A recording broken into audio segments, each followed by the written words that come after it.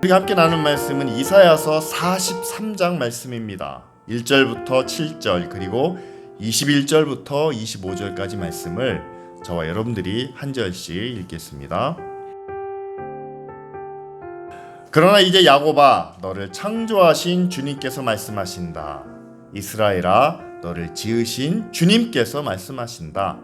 내가 너를 속량하였으니 두려워하지 말아라. 내가 너를 지명하여 불렀으니 너는 나의 것이다. 내가 물 가운데로 건너갈 때에 내가 너와 함께하고 내가 강을 건널 때에도 물이 너를 침몰시키지 못할 것이다.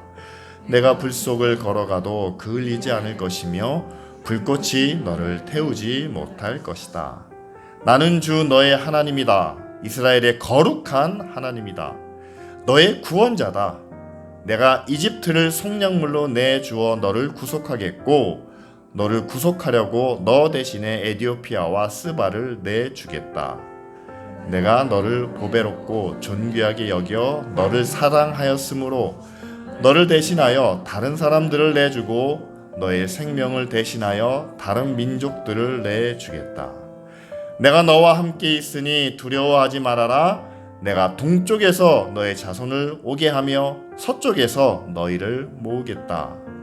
북쪽에다가 이르기를 그들을 놓아 보내어라 하고 남쪽에다가도 그들을 붙들어 두지 말아라. 나의 아들들을 먼 곳에서부터 오게 하고 나의 딸들을 땅 끝에서부터 오게 하여라. 다 같이 있습니다. 나의 이름을 부르는 나의 백성, 나에게 영광을 돌리라고 창조한 사람들, 내가 빚어 만든 사람들을 모두 오게 하여라 하고 말하겠다. 21절부터 25절까지 말씀입니다. 이 백성은 나를 위하라고 내가 지은 백성이다. 그들이 나를 찬양할 것이다. 야곱아, 너는 나를 부르지 않았다. 이스라엘아, 너는 오히려 나에게 실증을 느낀다. 너는 나에게 양의 번제물을 가져오지 않았고 제물을 바쳐서 나를 높이지도 않았다. 내가 예물 때문에 너를 수고롭게 하지도 않았고 유향 때문에 너를 괴롭게 하지도 않았다. 너는 나에게 바칠 향도 사지 않았으며 제물의 기름으로 나를 흡족하게 하지도 않았다. 도리어 너는 너의 죄로 나를 수고롭게 하였으며 너의 악함으로 나를 괴롭게 하였다. 다 같이 읽습니다. 그러나 나는 내 죄를 용서하는 하나님이다. 내가 너를 용서한 것은 너 때문이 아니다. 나의 거룩한 이름을 속되게 하지 않으려고 그렇게 한 것일 뿐이다. 내가 더 이상 너의 죄를 기억하지 않겠다. 아멘. 오늘 우리가 함께 나눈 말씀은 이사야서 43장 말씀입니다. 자, 이 43장 앞부분을 보면요, 창조주 하나님 그리고 이스라엘을 구원하시는 하나님의 그 주권적인 사랑, 다시 말하면 네가 무슨 일을 해도 절대적으로 사랑하시는, 그래서 나는 너를 만드신, 너를 지으신 하나님이다, 너를 구원하신 하나님이다 라고 이렇게 반복해서 말씀하고 계시죠. 자, 그들의 주인이 되시고 구원자가 되시기 때문에 얼마나 너희들을 내가 사랑하는지, 그들이 어떤 상황, 어떤 일을 만나도 하나님께서 그들을 지켜주시고 구원해 주신다라고 말씀해 주시죠. 그래서 몇 절입니까? 2절에 보면 이 세 가지 사례가 나옵니다. 그들이 강을 건널 때에도, 여러분, 강에서 구원해낸 자가 누굽니까? 모세죠. 나일강에 그 바구니에 버려진 아이를 애굽의 공주를 통해서 구해내신 것이 바로 모세가 아닙니까? 그리고 그들이 강을 건널 때에도, 여러분, 이스라엘 백성들이 애굽에서 나올 때 홍해 앞에 막혀 있게 됩니다. 뒤에는 애굽 군대가 쫓아옵니다. 그런데 모세를 통해서 하나님이 이스라엘 백성을 그 바다를 육지같이 건너가게 하시죠. 마지막에는 그들이 불 가운데로 지날지라도 그들이 해를 입지 않고 불꽃이 그들을 사르지도 않는다. 누가 생각나십니까? 다니엘의 세 친구가 생각이 나죠. 우상에게 절하지 않는 것 때문에 그들이 풀무불에 던져졌을 때도 그 불에 타지도 않았고, 다니엘은 어떤 상황이 벌어지죠? 그가 날마다 기도하는 습관을 그치지 않았을 때 사자굴에 던져졌지만 사자가 그를 해하지도 않는, 자, 이렇게 나는 너희들을 지켜주고 보호하는 하나님이다 라고 말씀해주고 계십니다. 3절에는 더 간절하게 하나님이 자신의 사랑을 이스라엘 백성들에게 말씀하고 계시는데 이렇게 말씀하시는 겁니다. 내가 너희들을 구원하기 위해서 대신에 이집트를 속량물로 내어주겠다. 에디오피아나 아니면 스바를 내어주더라도 내가 너희를 구원하고 내가 너희들을 지켜주겠다라고 이렇게 말씀하고 계시죠. 여러분 기억하셔야 될 것은요, 이스라엘 백성들은 선택을 받았고 이집트나 에디오피아나 스바는 선택을 받지 못했으니까 당연한 거 아니냐? 그렇지 않습니다. 여러분, 하나님이 만드시지 않은 세상이 어디에 있겠습니까? 예수님은 나중에 한 생명이 천하만큼 귀하다고 말씀하시는데, 여러분, 이스라엘보다요 이집트가 훨씬 더 크고 많은 백성이 큰 나라고 많은 영토를 차지하고 있습니다.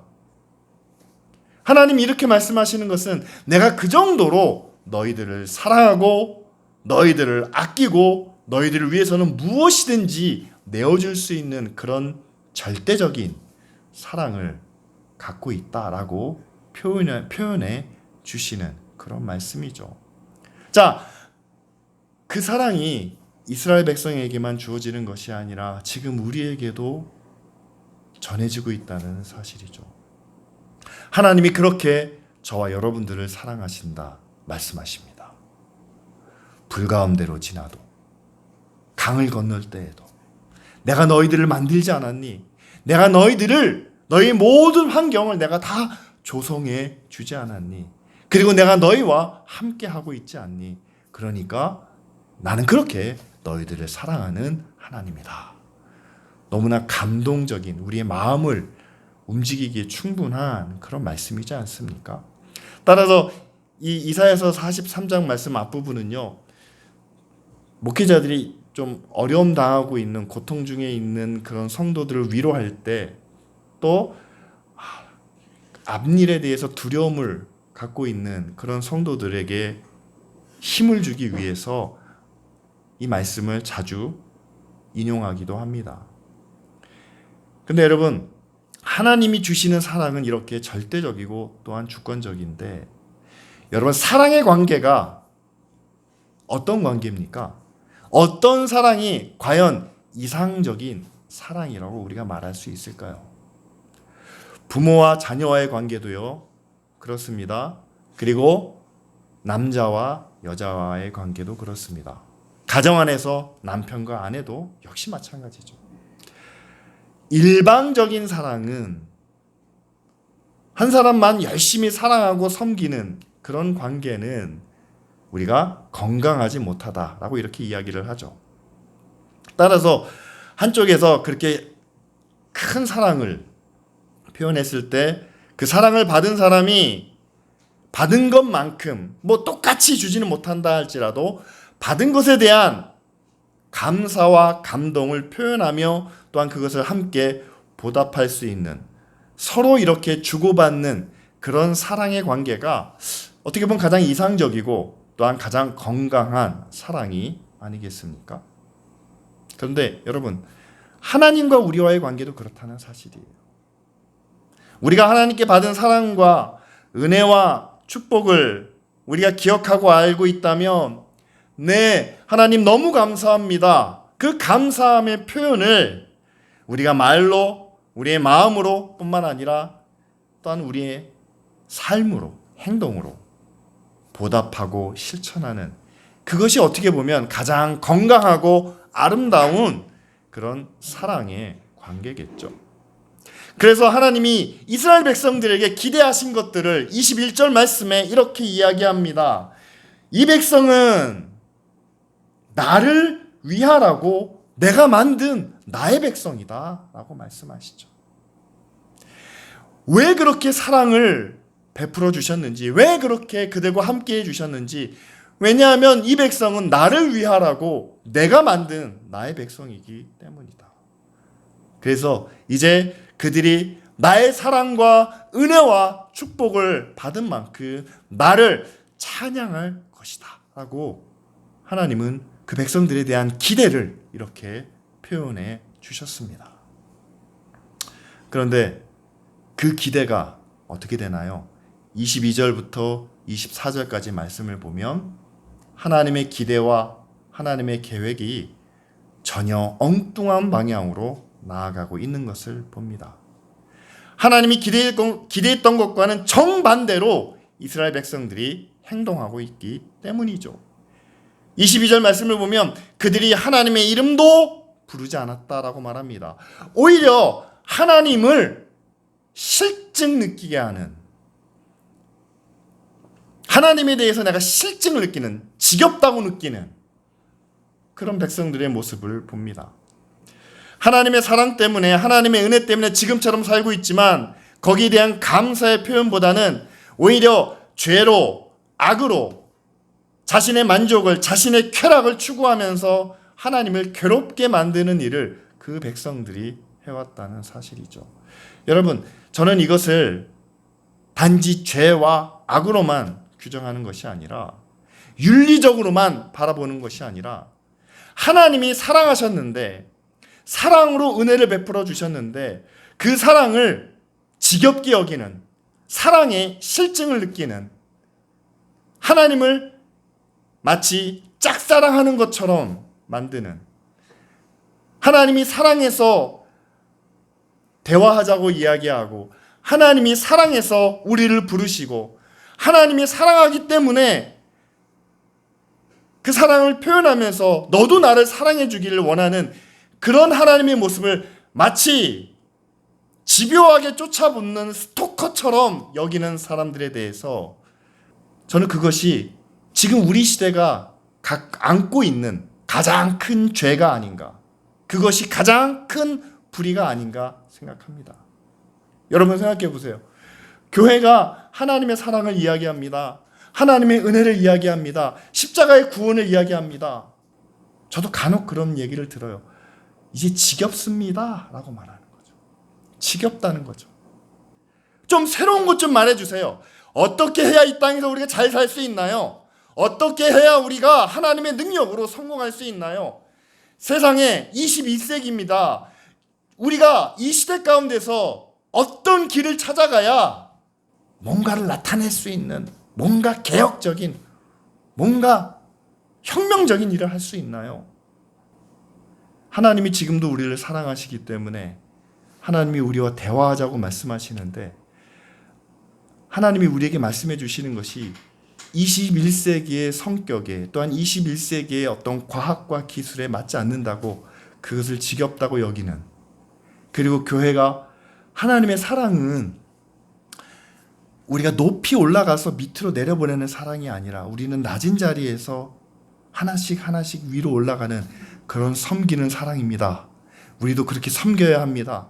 우리도 낮아져야 합니다 라고 말하면 마치 하나님께서 살아갈 수 있는 사랑과 기본적인 것을 우리에게 하나 주시고 난 다음에 이것도 빼먹고 저것도 빼먹고 이것도 하라고 그러고 저것도 하라고 시키는, 마치 교회가 여러분들의 봉사와 헌신과 섬김을 요구하는 그런 스토커처럼 여겨지고 있다면, 여러분 정말 하나님의 사랑이 얼마나 큰지, 그 은혜로 우리가 어떻게 살고 있는지에 대한 현실을 깨닫지 못하고 있는 것이 아닐까 한번 생각해 보게 됩니다.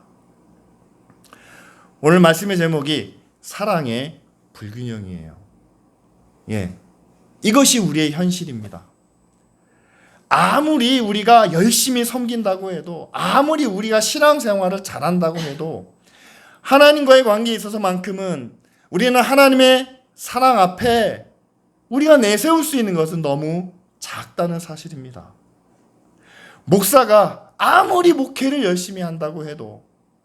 정말 경건한 사람이 아무리 하나님 앞에 큰 사역을 했다고 해도 현실을 우리가 똑바로 바라본다면 여러분, 우리가 한 것보다는요 하나님께 받은 사랑이 몇 배, 몇만 배 더 크다는 사실을 깨닫게 되는 거죠.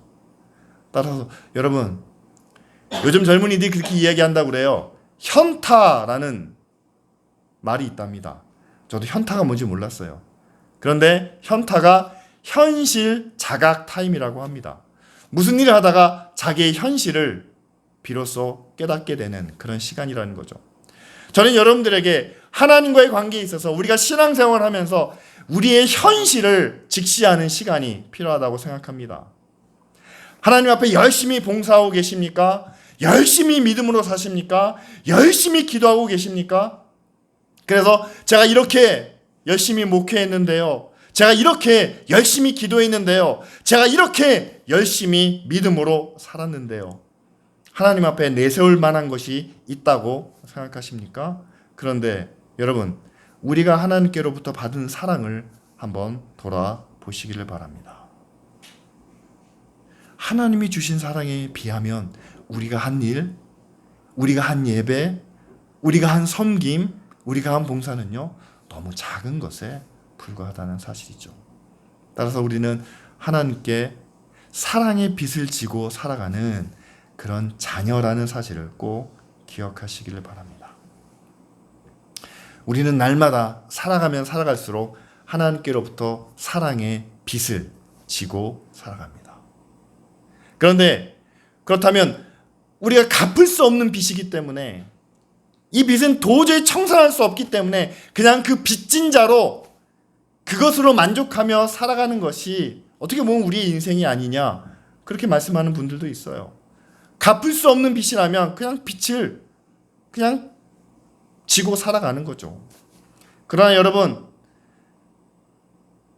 신약 성경에 어떤 사람이 예수님께 묻습니다. 제가 어떻게 영생을 얻을 수 있겠습니까? 그러니까 율법을 행하라고 말씀하시죠. 그래서 그 율법에 대해서 요약해 놓은 그런 문장이 있습니다. 그것은 예수님께서도 그렇게 말씀하셨고, 예수님만이 아니라 서기관도, 율법 학자들도 구약의 율법을 이렇게 정리하고 있습니다. 잘 아시는 것처럼 우리가 지켜야 될 율법의 핵심이 뭡니까? 마음을 다하고 정성을 다하고 힘을 다하고 뜻을 다하여 주 너의 하나님을 사랑하라. 그리고 내 이웃을 내 몸과 같이 사랑하라. 라는 이 두 가지 계명이죠. 여기서 여러분, 먼저 마음과 정성과 힘과 뜻을 다하여 하나님을 사랑하라 라는 계명이 먼저 등장을 합니다. 왜냐하면 우리가 하나님으로부터 받은 사랑이 우리가 감당하지 못할 정도로 크기 때문이죠. 하나님을 사랑하는 것이 하나의 계명이고 책임이고 의무고 우리가 평생 지고 살아야 할 짐이 아니라는 사실입니다. 우리는 계명이라고 하면 먼저 짐으로 여깁니다. 평생 내가 이 짓을 해야 되는구나. 평생 내가 이렇게 살아야 하는구나. 사랑이 없는 짐은요, 무거울 수밖에 없다는 사실이죠. 그래서 예수님께서 말씀하시지 않습니까? 세상에 무거운 짐을 지고 살아가는 너희들아, 내게로 와서 쉬어라 라고 말씀하시죠. 그러면서 예수님의 멍에는 가볍고 쉽다라고 말씀하십니다. 바로 예수님의 계명을 말씀하시는 거죠. 예수님의 계명이 쉬운 이유는 단 한 가지입니다. 짐으로 여기는 것이 아니라 사랑으로 여기는 것이기 때문이죠. 우리가 함께 모여서 예배하고 말씀을 나눕니다. 우리가 함께 섬깁니다. 봉사도 합니다. 해야 하는 일이기 때문에 한다면은요, 무거울 수밖에 없습니다. 예배 시간이 왜 이렇게 긴지, 또 이 시간에 재미있는 일은 왜 이렇게 많은지, 빠져야 되는 일도 많고 해야 할 일도 많습니다. 그런데 빠졌다고 죄가 되고 하지 않는다고 악이 되는 그런 무거운 짐으로만 여긴다면은요, 이사야서에 말씀하시는 것처럼 예수님께서요, 제사와 피 흘리는 제물을 향하여 지겹다고 토해버리겠다고 말씀을 하시죠. 그것은 뭐냐면은 형식적인 의무적으로 하는 그 제사와 제물에 대해서는 하나님도 실증이 나셨기 때문입니다. 오늘 우리를 향해서 큰 사랑을, 큰 은혜를 말씀하시면서 우리도 마음과 뜻과 정성을 다하여 하나님을 사랑하라 라고 말씀하셨습니다. 의무가 아닌 사랑이라고 말씀하십니다. 책임이 아닌 사랑이라고 말씀하십니다. 예배도 사랑으로 드리는 것이, 사랑으로 하나님을 만나는 것이, 사랑으로 하나님의 말씀을 듣고 하나님께 우리의 말씀을, 우리의 말을, 우리의 생각을 표현하는 것이 바로 우리가 하나님께 드려야 할 예배고, 기도고, 또한 섬김이고 나눔이겠죠. 그런데 교회에서는요, 예배 훈련을 시킵니다. 제자 훈련을 시켜요. 처음 나온 아이들에게 예배는 이렇게 드려야 되는 거야. 조용히 해야 되고 움직이지 말아야 되고. 그런데 훈련을 통해서 예배에 익숙하게 됩니다. 그런데 익숙해진 아이들이 한 가지 깨닫지 못하는 게 있어요. 하나님을 사랑으로 예배해야 된다는 사실이죠. 훈련을 통해서 교인은 됐는데 하나님을 사랑하는 자녀가 되지 못하는 교인들이 많은 것을 봅니다. 그런 사람들의 대표적인 예가 목사의 눈치를 봐요. 그리고 교회에서 시키는 것만 합니다. 시키지 않은 거는 아무도 안 해요. 해야 함에도 불구하고 그것을 통해서 하나님의 나라가, 하나님의 영광이, 하나님의 의가 이루어짐에도 불구하고 나에게 주어진 일이 아니고 아무도 나에게 시키지 않기 때문에 그 일은 행하지 않습니다. 왜요? 지금까지 훈련을 통해서 교인이 됐고, 훈련을 통해서 신자가 됐고, 훈련에 의해서 그들은 신앙생활을 하고 있기 때문이죠. 사랑이 빠진 훈련은 하나님도 싫어하십니다. 그래서 제가 여러분들에게 이렇게 하십시오, 저렇게 하십시오, 이거 해야 됩니다, 저거 해야 됩니다 라고 말씀드리지 않는 이유는, 저는 여러분들이 억지로 하는 일은 저도 싫습니다. 억지로 하는 일은 얼굴에 나타날 수밖에 없겠죠. 억지로 기도한다고, 억지로 예배한다고, 여러분, 저는 속일 수 있을지 몰라도 하나님은 속일 수 없기 때문에, 여러분, 하나님께 받은 사랑만큼, 하나님이 나를 사랑하시는 것을 내가 경험하고 체험한 만큼, 그만큼 나도 하나님을 사랑할 수 있도록, 나도 하나님께 사랑을 표현할 수 있는 그런 자녀, 그런 성도가 되시기를 바랍니다. 그러기 위해서는요, 정말 내 지금 상황이 하나님께로부터 받은 사랑이 너무나 큰데 내가 하나님께 드리고자 하는 사랑이 너무나도 작고 부족하다는 그 사랑이 불균형을 이루고 있는 그 현실을 우리가 바르게 볼 수 있어야 된다는 사실이죠. 하나님은 이스라엘 향해서 그렇게 큰 사랑을 주셨습니다. 그리고 하나님은 지금의 교회를 향해서도, 지금의 믿는 우리를 향해서도 그렇게 큰 사랑을 주고 계신다고 저는 믿습니다. 그런데 그렇게 일방적으로 하나님께서 믿지는 손해보는 그런 사랑을 베풀고 계실까? 저는 그렇지 않다라고 봅니다. 왜냐하면 여러분, 오늘 우리가 읽은 말씀 보면 이런 이야기가 나옵니다. 하나님께서 그렇게 사랑과 은혜와 모든 것을 다 베푸시는데 내가 너희와 함께 있으니 두려워하지 말라라고 말씀하시면서 내가 동쪽에서부터 너희 자손들을 모으고 서쪽에서부터도 모으고 그 다음에 남쪽에서부터도 북쪽에서부터도 내가 너희 자손들을 모으겠다라고 이렇게 말씀합니다. 그런데 이스라엘 백성들이 많이 흩어져 있는 것은 사실이에요. 이곳저곳에 있습니다. 그래서 이스라엘 백성들을 다 모으겠다라는 내용으로 우리가 해석을 합니다. 그런데 7절 말씀을 보면 이게 단순히 이스라엘 백성들만을 말하는 것은 아니라는 거죠. 7절 말씀 우리 다 같이 한번 읽어볼까요?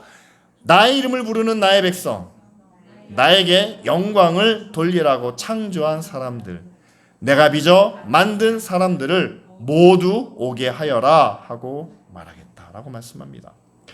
나의 이름을 부르는 나의 백성, 이건 이스라엘 백성이라고 우리가 볼 수 있겠습니다.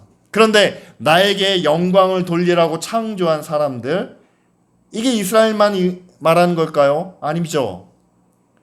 아담과 하와를 통해서 이 땅에 숨쉬고 있는 모든 사람들을 통해서 하나님은 영광을 받기 원하십니다. 그리고 하나님이 빚어 만든 사람들, 여러분, 인간이라면 누구나 다 하나님의 형상을 갖고 있는 사람들이 아닙니까? 따라서 하나님께서는 이스라엘 백성들을 향하여 이렇게 말씀하시는 겁니다. 내가 너희들을 사랑하고 내가 너희들을 구원하였고 내가 너희들과 함께 하겠다. 그리고 너희들을 사방으로부터 너희들을 모으겠다. 그런데 이 모이는 것이 너희들만이 아니라, 이스라엘 백성들만이 아니라, 이제는 이스라엘 백성들을 통해서 하나님의 영광을 위하여 창조된 모든 사람들, 하나님이 만드신 모든 나라, 모든 민족, 모든 열방들을 모두 오게 하겠다. 자, 그들이 다 모였을 때 이제 그들도 여호와 하나님의 이름을 부르기 위해서 어떤 사랑이, 어떤 은혜가 필요할까요? 하나님께서 이스라엘 백성들에게 주신 그 절대적인 주권적인 사랑이 이제는 이스라엘 백성들을 통해서 모든 나라와 열방을 향해 나타나야 되지 않겠습니까? 결국 하나님은 이스라엘 백성들을 그들만을 구원하기 위한, 그들만을 하나님의 자녀로 삼기 위한 유일한 나라, 유일한 민족이 아니라 이제는 이스라엘 백성들을 통해서 모든 나라를, 모든 백성들을 구원하시는 그런 선교적인 나라로, 선교적인 백성으로 하나님이 삼으셨다는 사실이죠. 하지만 여러분, 지금 이사야서가 쓰일 그 당시, 그리고 예수님께서 이 땅에 오셨을 그때의 유대인의 모습은 이런 하나님의 계획과 하나님의 뜻을 그들이 헤아리지 못했습니다.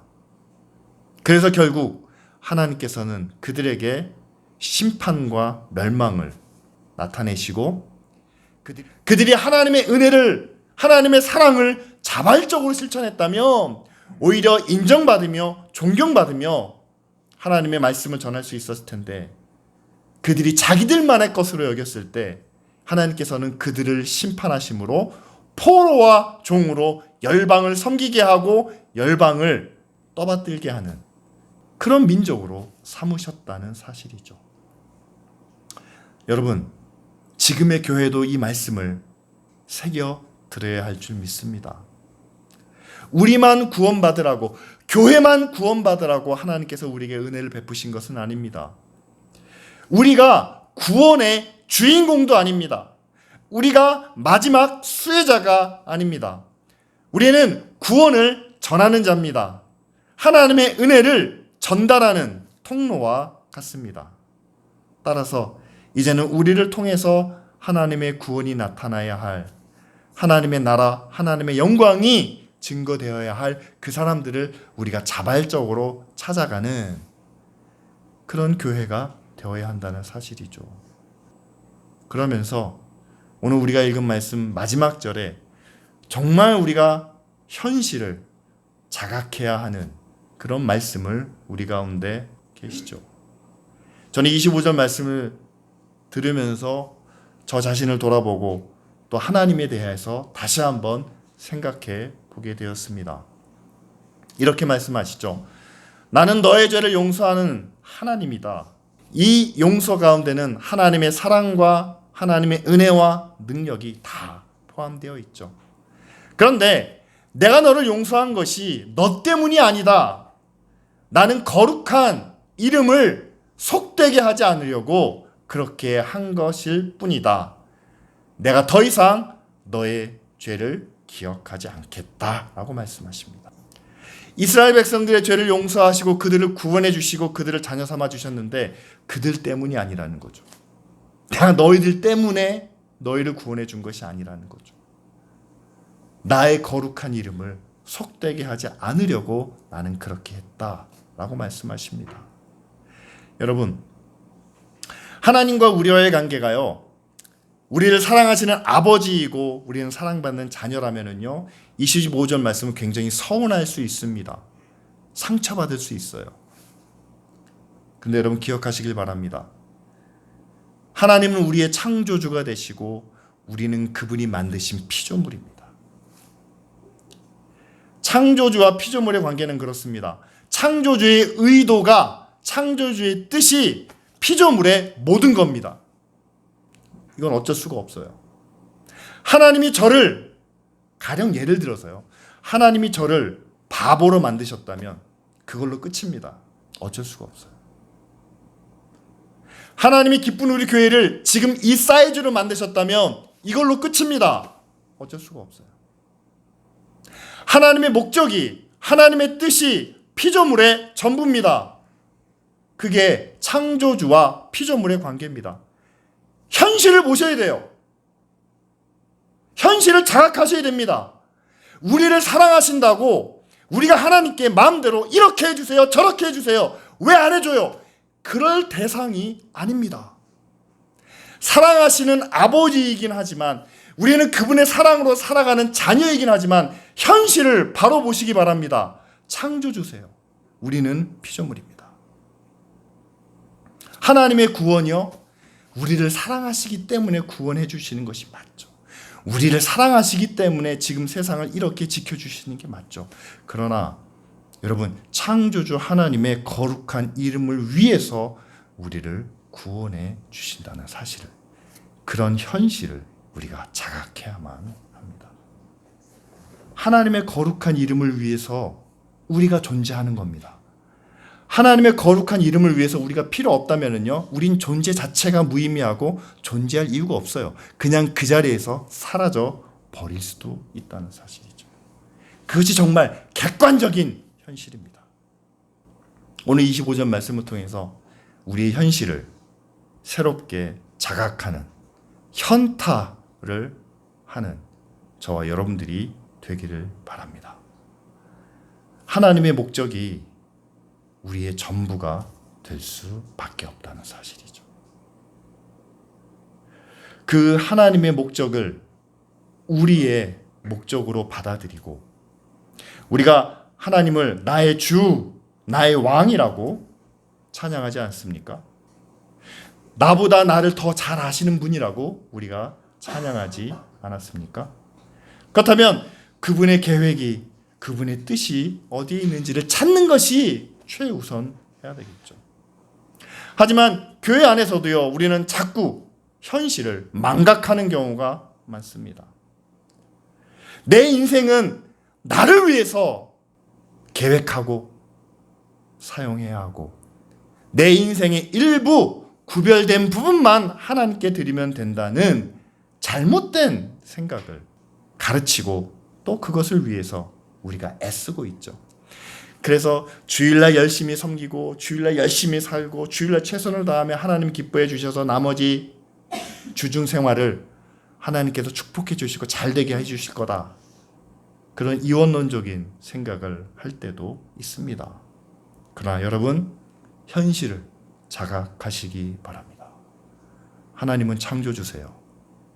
주일날만 소통하는 창조주가 아니라 우리의 모든 삶을, 모든 인생을 다스리시는 그런 창조주이심을 꼭 기억하시길 바랍니다. 그렇다면요, 여러분, 우리가 두 가지를 꼭 기억하길 바랍니다. 하나님으로부터 받은 사랑이 정말 우리에겐 너무나 크고 놀랍다는, 우리가 감당하기에는 너무 크고 놀랍다는 사실이죠. 그 사랑 안에서 하나님은 우리에게 책임과 의무와 형식적인 것을 원하시지 않습니다. 하나님께로부터 받은 사랑을 우리도 사랑으로 갚아드리는 그런 현실을 바르게 볼 수 있는 저와 여러분들이 되기를 원합니다. 두 번째는요, 정말 현실을 자각하세요. 하나님은 창조주이십니다. 우리는 피조물입니다. 이걸 자각한다면요, 하나님의 목적이, 하나님의 계획이, 하나님의 뜻이 전부입니다. 나는 이걸 원하는데요, 나는 이렇게 하고 싶은데요, 나는 이렇게 살아왔는데요, 내가 그래도 하루는 하나님 앞에 드리지 않았습니까? 내가 그래도 이것만큼은 하나님 앞에 드리고 살고 있지 않습니까? 그럼 나머지도 책임지셔야 되는 거 아닙니까? 아니요. 하나님은 우리의 모든 것을 책임져 주십니다. 그런데 우리의 모든 것이 하나님의 목적에 맞아야 한다라는 사실이죠. 좋은 학교에 가는 것, 좋은 직장을 갖는 것, 좋은 가정을 이루는 것, 그리고 좋은 삶을 사는 것, 그게 모두 하나님의 목적 안에 있음을 인정하고 창조주 앞에 서 있는 피조물의 모습을 자각하며 믿음으로 살아가는 우리 모두가 되기를 원합니다. 이 시간 우리 함께 기도하겠습니다. 하나님께부터 받은 그 놀라운 사랑, 넘치는 사랑을 바르게 볼 수 있는 우리 모두가 되기를 원하고, 창조주 앞에, 창조주의 뜻과 계획 앞에 믿음으로 살아갈 수 있는 그런 현실을 자각하는 믿음의 사람들 될 수 있도록 이 시간 우리 다 같이 함께 기도드리겠습니다.